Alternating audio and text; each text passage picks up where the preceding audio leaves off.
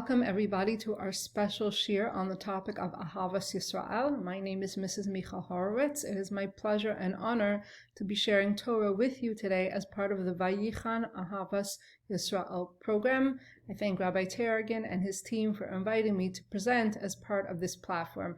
So here we are in our 9 days of mourning for Churban Beis HaMikdash, for Galus Yehuda, for the exile that has followed us for almost 2,000 years, for the oppression by the Ummos HaOlam, for Har HaBayis Shu Alam Hilchubo. And the topic of today's shir is the topic of Ahavat Yisrael. And what can Ahavat Yisrael teach us essentially about rebuilding the Beis HaMikdash in our time? Because Chazal famously tells in Talmud Yerushalmi, Kol Dor Shelo Bana B'Yamav Ke'ilu Nechrov B'Yamav. If we do not rebuild the temple, it's as if we are perpetuating the sins of the past, and it's as if we destroyed the temple. And we know famously that the second Beis HaMikdash was destroyed because of the sin of Sinas Chinam. Chazal tell us explicitly that the second temple was destroyed because of baseless hatred, which means that the way to rebuild the temple is through baseless love, or Ahavat Chinam, Ahavat Yisrael. So I will begin actually by quoting a Mishnah in Pirkei Avos, Parak Aleph, Mishnah Yud Beis. So this Mishnah is typically associated with the lesson in Shalom, peace, but I want to actually focus on a different aspect of the Mishnah, which is the message of Ahava, or love. Hillel Omer, Hillel, who is known to be Nochalin Va'aluvin, foregoing, he could forgive, he let things go, he was willing to teach the convert Kol Torah Kulo while he stood on one foot, he had infinite patience for a million questions on Erev Shabbos. Hillel said, Hevemi Talmidav Shal Aharon. A person should always strive to be amongst the students of Aaron. Ohev Shalom. You should love peace. Rodef Shalom. You should pursue peace. Ohev Esabrios. You should love Hashem's creations. You should love people. Umakarvan Torah. So Hillel here, again, this is Pirkei Avos, Parak Aleph, Mishnah Yud Beis.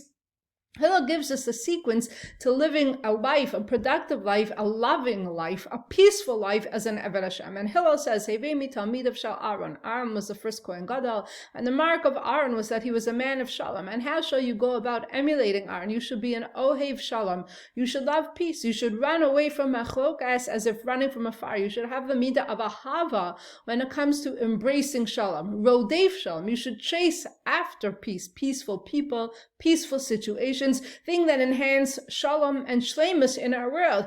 Ohev es habrios. You should love people. Umakarvan Torah. Many years ago, I read a beautiful insight. I do not remember where I read it brought down, actually, and whose name I read it brought down, but I read a beautiful insight. Look at the order of the Mishnah. Ohev shalom, love peace. Verodef shalom, pursue peace. Ohev es habrios, love people, love creations, with Makarvan Torah, bring them close to Torah. And if you know Makarvan Torah is last, you might think that Hillel would teach us you should bring everybody close to Torah, bring them close to Torah, and therefore love peace, pursue peace, and love people. That's not the order of the Mishnah. The order of the instruction of Hillel here is you should love peace, Ahava, Ahavas Shalom. You should chase peace, Rodev Shalom, Ahavas Habrios. You should just love people. If you are successful in loving peace, in chasing peace, and in loving people, automatically you makarvan the Torah, you will bring them close to Torah. But no one ever came close to Torah through a life of being screamed at, or denigrated, or put down, or mocked. The way to bring people makarvan the Torah, which is really the end goal, the way to bring people closer to Torah is by loving peace, Ahavas Shalom, chasing peace, Rodev Shalom, Ohev Esabrio, simply by loving people, we will be able to bring them closer to Torah. It's brought down in the biography of Avi Mitzchak Kohen Kook Zatzal, who was known as a tremendous Ohev Shalom and Ohev Esabrios. He loved peace and he loved people. He would travel throughout the land of Israel before the days of the establishment of the state, of course, in the beginning of the 1900s, and he would go to many kibbutzim, and the kibbutzim were secular. They were not religious. Many of them were anti-religious, and he loved people so much, and he loved the pioneers, the chalutzim, so much, and he also loved his detractors. He had many from the old yeshuv who did not agree with Rav Kook, who hated Rav Kook, who hung up posters slandering Rav Kook, and he was so kind and loving to every Jew, whether it was his mahalach or not. And they once asked him, why are you so loving? And he said, when I get up to the Olam HaEmes, the eternal world of truth, I would rather be accused of too much Ahava Shalom than too much sinas chinam. I would rather be accused of loving my fellow Jew too much than, God forbid, hating my fellow Jew too much. And this is the hallmark of Aharon HaKohen, a person who not only wants peace, but who loves peace, who has the midah because he loves peace of Ahavat Chinam. So the Bartanura, the famous commentator on the Mishnah, the Bartanura brings us very beautiful teaching. The Bartanura says, Hevemi Talmidav Shal Aharon, Ohev Shalom Virodev Shalom. So the Bartanura quotes Perush Avos Rabbi Nassan. I'm quoting from the Bartanura, commentator to the Mishnah. Perush Avos Rabbi Nassan. There's an explanation in Avos Rabbi Nassan of how Aharon loved peace, pursued peace, and loved people. Keitzad Haya Aharon Ohev Shalom. In what way did Aharon love Shalom? And Avos Rabbi Nassan tells us, Kishahaya Ro As Shnei Bnei Adam Miskotetim. When Aharon would see two people quarreling or arguing with one another, Haya Holech Lechol Achad Mehem. He went to each one, Shalom midat chavero. Not the other person didn't know. So if Reuven and Shimon were in a quarrel, Aaron would go to Reuven to discuss why he's in a quarrel with Shimon. He would go to Shimon to discuss why he's quarreling with Reuven, but not by the knowledge of each other. Va'omerlo, and he would say to each one independently. What would he say? He wouldn't say, why are you fighting? He wouldn't give them a mussar speech. He wouldn't say, this is not the way of a Jew. He said, Ro'echa vercha. He would go to this person who was in a quarrel one side, and he would say, look at your friend. He has so much charata. He's beating himself up. He sinned against you. He did something wrong to you. And he told me, Reuven told me, that I should come to you, Shimon, to speak to you. Will you please forgive him? Of course, Reuven didn't tell Aaron to go to Shimon, but Aaron took it upon himself to instill peace between people. Why? Because he was an Ohev Esabrios. He loved people so much, it caused him so much pain to see people quarreling. And continuing on from this, he would go to each one and he would say, look at your friend. He has such charata. He feels so terrible. The two of you are fighting. He asked me to come to you. Instead of sinas chinam, we need to work on instilling Ahavat Chinam. And now when those two people would meet, what would they do? They would kiss each other in the street. Instead of continuing the inflammatory remarks and the tone of negativity, when they would see each other, each one believed the other one had so much charata, and they would hug each other. And how would Aaron bring people closer to Torah? We don't bring people closer to Torah through slander, through defamation, through name-calling, through denigration, through subjugation, through humiliation. I never did a study, but I can't imagine that anyone ever became closer to Torah from any of those things. There's one way to bring someone closer to Torah, and that's what Hillel tells you. Ohev esabrios, through love. So the Mishnah, the Bartanura continues, and the Bartanura says, after the Bartanura quotes Avos Rabbi Nassan, who tells us that Aaron would go to each party, lo midas chaveru, and say, your friend is so sorry, he feels so bad, let's make up. How would he bring people closer to Torah?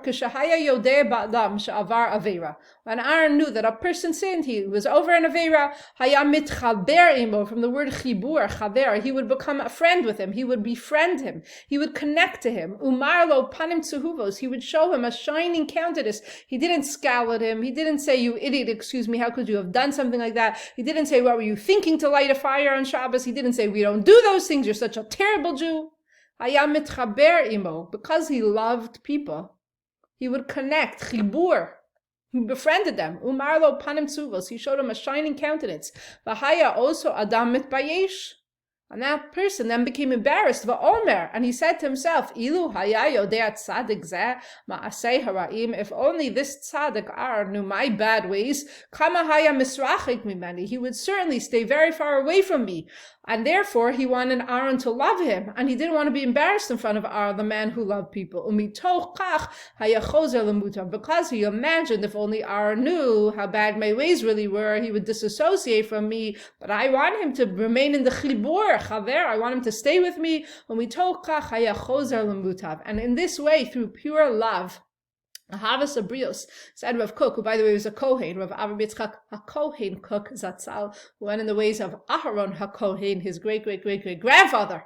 Through loving people, that is how we bring people closer to Torah. So if the ultimate goal is to be Mekadei Shem Shemayim, if the ultimate goal is to enhance Asiyas HaMitzvos in this world, and the ultimate goal is to enhance knowledge of Torah, that's what we're really trying to accomplish in this world, and we have to love people. Through loving people, we bring people close to the Ribono Shel Olam.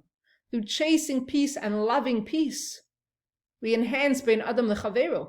Only that will counteract the sinas chinam that destroyed the Beis Hamikdash. The Tosfos Yom Tov comments on the Mishnah. Oh, hey, Vesabrios, why should you love people? Maybe that person doesn't seem very beloved to me. They're not so appealing to me. Maybe they annoy me. Why should I love people? So Tosfos Yom Tov writes, Lefi shehem briosav shel HaKadosh Baruch Hu. You know why you should love them? Guess what? God created me. God created that person too. They might be annoying to me, chas v'shalom, but they're not annoying to the Ribono Shel Olam. God created that person. Oh, v'sabrios, why says the Tosfos Yom Tov lefi shehem briosav shel HaKadosh Baruch Hu, because the Almighty created them. V'lefichach, and therefore says the Tosfos Yom Tov, ra'ui shetehavim. It is worthy that you should love them for no other reason. And the Ribono Shel Olam created that human being, that Jew, that person, just like he created me and you. V'gam shetehei ha'ava miseh panim v'lo mipanim acherim. This is the only reason that you should love this person. You don't need to look for excuses. You don't need to look for reasons. When you perceive the tzelem Elokim inside your fellow Jew, just like you perceive the tzelem Elokim in yourself, Rabbi Kook. Just like I love myself, I care for myself, I'm worried about myself because I perceive the Tzelem Elokim within and I value my own life. So Tosfos Yom Tov says that's why you should love other people. Lefi shehem briosav shel HaKadosh Baruch Hu. You don't have to bend over backwards, doing acrobatics, finding reasons to love him. God created that person. God created me. If I love myself, I have to love them. You should not love them mipnei ha'anaha ha'magia lechamem. You don't love them because they bring some benefit to you. Someone does things for you, someone gives things to you, you perceive that you have a benefit from that person. Let's say no, that other Jew does nothing for you. Let's say you have no benefit from that other person. Should you love them? What's the answer? Yes. You should love them purely because they are the creation of God. Don't love them. You don't need to love them. Because you benefit from them in some way. Even if you don't benefit at all, perceive the Kedusha in your fellow Jew simply because God created them. Tani Devei Eliyahu, quoted by Rav Lau Shlita, in his commentary to Pirkei Avos, teaches us that Aaron created peace between Jews and God, between Jews and the sages, amongst the sages, amongst Jews in general, and between man and wife. I will repeat that. Rav Yisrael Meir Lau Shlita quotes in his Yachal Yisrael commentary to Pirkei Avos, Tani Devei Eliyahu Rabbah teaches that Aaron created peace between Am Yisrael and the Ribono Shel Olam, between Jews and their teachers, amongst the sages, among Jews in general, and between man and wife. Why? But what was the key to Shalom? What's the underlying point of Shalom? Ahava. And that's why if you look at the Mishnah, we are told, Hillel says you should be of the students of Aaron. What's the first word that he used to describe being of the students of Aaron? Ohev Shalom. First you need love, and peace will follow. If a person is hate-filled, peace will never come. It will not come within himself, Rahman al-Litzan. Person will have a hard time, if not impossible time. Very sad, very tragic. Finding Shalom Bein Adam La'atzmo. If he is not a person of love. If he's a hate-filled person, Rahman al-Litzan, who's always chasing not peace but machokas, he won't have any tranquility in his own self. He certainly, if he does not have Ahava, will not have Ahavat Chinam. If he is a hate-filled person, Rahman al-Litzan, if there is an overflow of sinas chinam, he will not have shalom between man and fellow man. And ultimately, ben adam mechaveru, if he is overflowing, God forbid, with sinas chinam, he will cause distance between himself and the Ribono Shel Olam. So a person who is not a person of ahava, love, will not have a healthy relationship with himself, ben adam la'atzmo. He will certainly not have a loving relationship with other Jews, ben adam mechaveru, and even his relationship with the Ribono Shel Olam will suffer, because we're all banim l'makom, and Hashem looks and sees how we treat our siblings. Okay, maybe the Ashkafa is a little different than my Ashkafa. Rav Kook went to kibbutzim where they served pork, where they were mechalel Shabbat, and he loved the defamers of the old yeshuv who poured garbage on him. How could you love every person? If you see the Tzelem Elokim and realize that only through love will we come to Shalom, and only through Ahava will we come to Shalom, and only through Shalom will we come to Geula. And if you recognize the Tzelem Elokim not only in myself, but in every other person, and certainly I would rather be accused of Ahavat Chinam than of sinas Chinam in the Olam HaEmes. Sorry, just turning my paper over. The Gemara tells us, Maseches Yuma, Tes, Amud Beis, and I am sure many other speakers are quoting this Gemara as well. I'm sure we've heard this many times during this time period of the 3 weeks. I myself quote it often, every year during the 3 weeks. Why we should be zocheh to binyan bayis shlishi. We can celebrate with Yemos HaMashiach. We don't need to talk about this Churban anymore.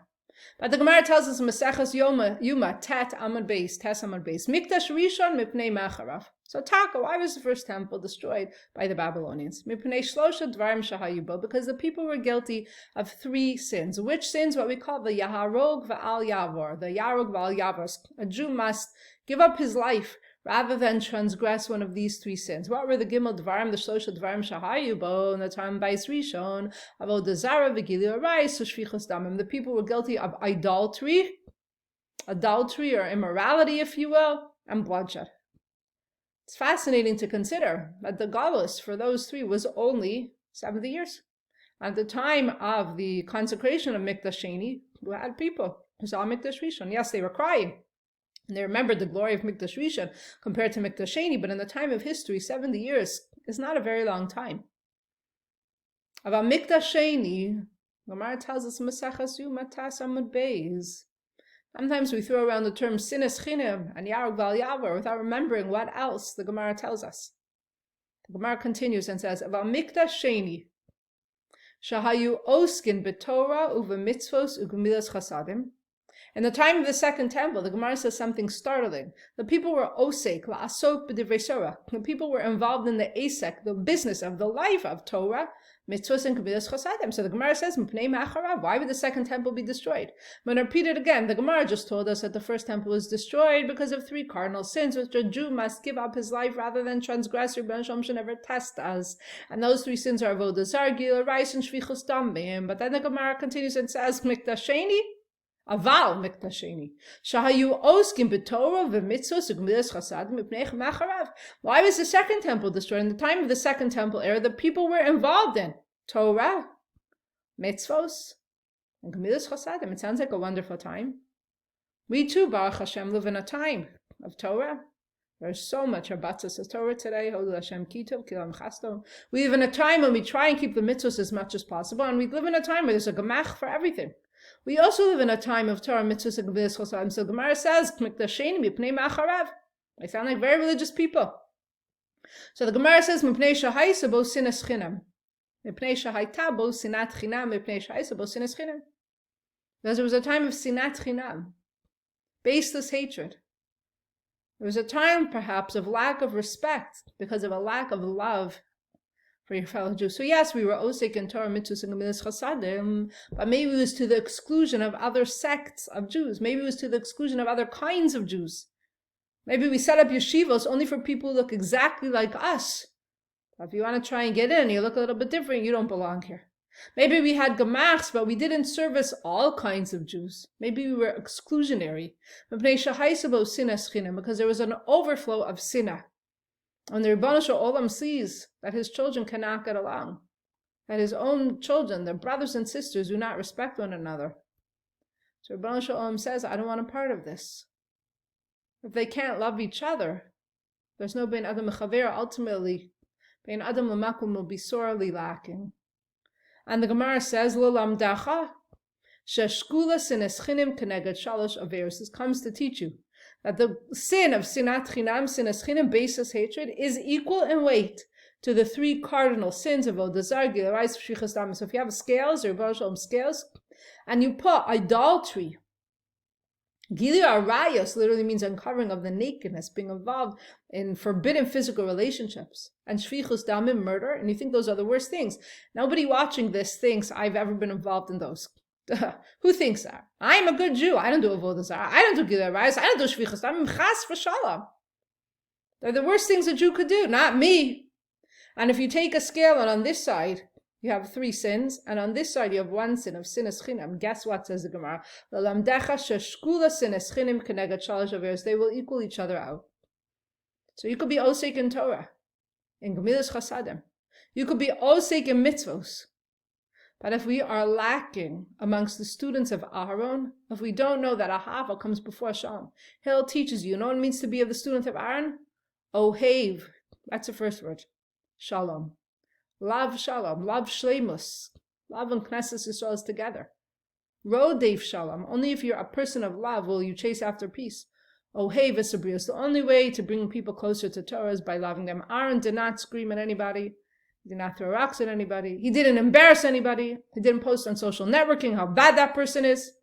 He loved them. Mitchaber imo. He became chibur, connected, a chaver to that person. That person was so embarrassed. This tzaddik loves me so much. I have to live up to his expectations of what I can be. The Gemara then continues and says, "Mikdash Rishon lo have sinas chinam." So the Gemara says, "And the time of Bayis Rishon, was there no sinas chinam?" And the answer is, in fact, there was. Amar Rabbi Eliezer, Elu b'nei Adam she'ochlim v'shosin zeh im zeh v'dokrin zeh zeh b'chavot sheb'lashonam. So talk on the time of the first temple, there was also a measure of sinas chinam. Rabbi Eliezer teaches that they were people who would sit and eat and drink together, but they would spear, they would stab each other with the swords of their tongues. Lashon hara, motzi shemra, leitzanus, ka'as. They used the sword of their tongue to spear each other, so they would sit and eat and drink together in a meal. But when that person got up from the table behind their back, everyone starts talking negatively. So in both temples, you have the presence of sinas chinam. However, in Vayichan, it was the prevalent sin. The only way to be misakin is to be of the students of Aaron HaKohen. Remember, he would go to each quarreling party and say, "Your friend is beating himself up. He feels so bad. He slapped me to make peace." And so when the two friends met, they would hug each other. They would kiss each other. I'm not making it up. Look up the bartender on the Mishnah. My son heard a mashal from Rabbi Nachum Dinowitz, who was his rabbi, I think in 4th grade, 4 years ago, 5 years ago. Rabbi Dinowitz was one of my boys' rabbi, Yeshivat Darchei Torah. He told the boys a very powerful mashal I have not forgotten, Baruch Hashem, about Binyan Bayish Shlishi, about the Geula HaSida, and how will it come? Because we see in the time of the Second Temple, the people also had Torah mitzvos, Ugmilas Chasadim, but it wasn't enough to prevent the destruction because they were filled with Sinah instead of Ahava. So Rabbi Dinowitz says, we look around and we see so many mitzvos being done. People are osek in mitzvos. People are osek in Torah. We lay tefillin, not me personally, but maybe some of those who are watching, we lay tefillin. We shake lulav and esrog. We eat the most shmur shebeshmur matzah. We eat only glad kosher. Maybe you're makbid on Chal Yisrael. You daven in the Zman. You make Shabbos early. You honor Shabbos with levush and achila and shasiyah like you're supposed to. You wash even by Shalosh Shodesh. You do all the mitzvos. You have so many mitzvos. It's wonderful. Every mitzvah represents a brick in the Beis HaMikdash. Oh, isn't the Beis HaMikdash rebuilt? How come we don't buy a shlishi? Imagine we have enough bricks. So Rabbi Dinowitz said, in order to build a building, you don't only need bricks, you need cement. You could have piles and piles and piles of bricks. You could be osek in Torah, uve mitzvos, ugmilas chasadim. That's wonderful. But all you have is piles of bricks. If you don't have the cement to hold it together, if we don't have Ahavat Chinam, then what are those mitzvahs worth? Chas v'shalom, I'm not saying you should stop doing the mitzvahs, God forbid. You should keep laying the tefillin, keep davening, keep with the shmur matzah, kol kavod. Take the arba minim, Shabbos, of course. But the mitzvahs don't build the Beis HaMikdash. The Ahavat Chinam, the cement that holds the structure together, is still missing. Because kol dar shelo bana b'yamav, kilu nechrov b'yamav. If we haven't rebuilt it, it means we have tons of bricks, but we don't have material to put the third temple together. And if we don't have material to put the third temple together, it's because we're missing a degree of Ahavat Chinam, of love, of respect, of seeing the beauty, says the Tosfos Yom Tov. You know why you should love that person? Because he was created in the image of God. His kippah is different than my kippah. I cover my hair, she doesn't cover her hair. We're non-Orthodox, they're Yeshivish, they're Hasidish, they're Samer. They're Zionistic, they're not so Zionistic. They're Chutz La'aretz Jews, we're Eretz Yisrael Jews. Whatever. Too many labels. We have too many labels. We're all Jews. Vayichan Sham Yisrael Neged Ha'ar. I know that was the topic of the last Vayichan. Kish Echad, Belev Echad. Ahava comes from the Lev. And if we want to be Echad, we have to have Ahava. So I was thinking, just as I conclude this shir, something amazing that came to me when I was preparing. The gematria of Ahava is 13. I even wrote it on my notes. Okay, I wrote it on my paper. You want to see? Here it is. I'm doing this backwards. There's the gematrias. Ahava is 13. Aleph is 1. Hey is 5. Beis is 2. And Hey is 5. It's 13. The gematria of Echad is also 13. Aleph is 1. Ches is 8. Dalet is 4. You do the math. It's a very easy gematria. Ahava is 13. Echad is 13. Because if we want to be Ki'ish Echad, Belev Echad, if we want the Geula to come, V'haya bayam hahu yeh Hashem Echad, V'shmo Echad, if we want that great day to come, and the name of the Ribbon Shalom will be one, and God will be one, then we need to be one with our fellow Jew. We need the Achdus and the Shalom that only comes from being Ohev Shalom and Ohev Es Habrios, like the students of Aaron HaKohen. When we can accomplish that, perhaps we will be Zocha, to have enough cement to put all those bricks together, to witness the rebuilding of Bayis Shlishi, Bimhera B'Yameinu V'haya Bayam Hahu, Yashem Echad, Ushmo Echad, may it be speedily and in our days, when our time of mourning is changed from Avelus to Simcha. Azimayis Pinu Ulishonenu Rina. I thank you all for learning with me. We should be Zachat Besuras Tovos Bimhera B'Yameinu. Amen.